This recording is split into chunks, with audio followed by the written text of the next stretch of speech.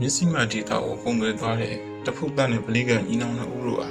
မြတ်စွာဘုရားရှင်ကိုမျက်မြင်ဖူးတွေ့ခဲ့ရပြီးတရားဒေသနာနာကြားခဲ့ရပါတယ်။ဘုရားဘုရားရှင်ကိုစားကိုးကွယ်ဖို့တောင်းဆိုတဲ့အခါမှာတော့မြတ်စွာဘုရားရှင်ပေးသနာတဲ့စံတော်တွေကိုရရှိခဲ့ပါတယ်။ကုန်းတဲ့ညီနောင်ဟာစံတော်တွေကိုယူဆောင်ပြီး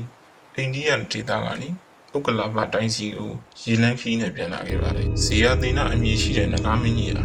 မြတ်စွာဘုရားရှင်ရဲ့စံတော်တွေကိုပြည့်ဆောင်လာတာကျူတင်သိရှိတာကြောင့်ကုန်းတဲ့ညီနောင်ကိုဆောင်တိုင်းနေခဲ့ပါတယ်။ကုန်းတဲ့ညီနောင်တို့ဟာဇေယသေနနဂါမင်းကြီးရဲ့ပိုင်နယ်ထဲအရောက်မှာတော့နဂါမင်းနဲ့နဂါမျိုးနွယ်တွေဟာဒီပုံမှာပြည့်ဆောင်လာတဲ့စံတော်တွေကိုလာရောက်ဖူးမြော်ခဲ့ကြပါတယ်။နဂါမင်းဟာအမြင်နဲ့ဖူးတွေ့ရသောကြီးညိုလွန်းတာကြောင့်ကုန်းတဲ့ညီနောင်စီကနေစံတော်နှစ်စုကိုတောင်းယူခဲ့ပါတယ်။ကုန်းတဲ့ညီနောင်ကလည်းစံတော်တွေကိုဥက္ကလာပမင်းကြီးကိုသာဆက်သားရမှာကြောင့်မပေးနိုင်ကြောင်းညှင်းဆိုပါနဂါမင်းလည်းအချင်းချင်းတောင်းပန်ပြီးမရရှိကြကြောင်းညအခါမှာကုန်းတဲ့ညီနောင်တွေကလိကဖြင့်ဟန်ဆောင်ပြီးစံတော်နှစ်စုကိုတိတ်တဆိတ်ယူဆောင်သွားခဲ့။အဲဒီနောက်မှာတော့စံတော်နှစ်စုကိုဌာပနာပြီးတော့ဇီကြီးစားကိုွယ်ဖို့အတွက်နေရာကိုအတိတ်ထံပြုတဲ့အခါယခုမော်ဒယ်ဆုံးဖျားရှိရာငကရင်အငူနေရာက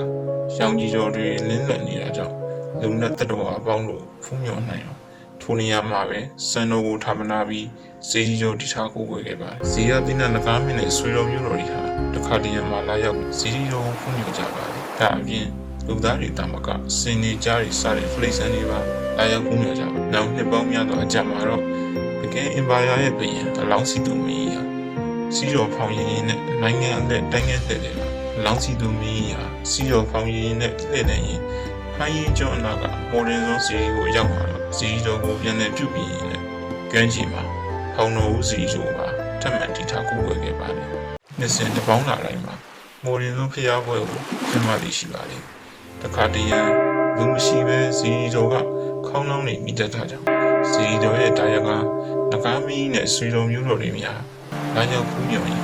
ခေါင်းလောင်းထိုးမြောက်ဝေသွားတာဆိုပြီးတွေးမိပါလို့လေ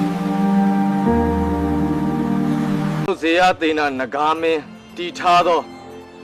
ဗုဒ္ဓမြတ်စံတော်နှစ်စုကိန်းအောင်ရာဤမြတ်မော်တင်စွန်းဇေယူတော်မြတ်အားလာရောက်ဖူးမြော်ကြသောလူနတ်မြတ်မာတတ္တဝအပေါင်းတို့နိဗ္ဗာန်မတ်ဖို့ကိုရောက်ရှိပါစေ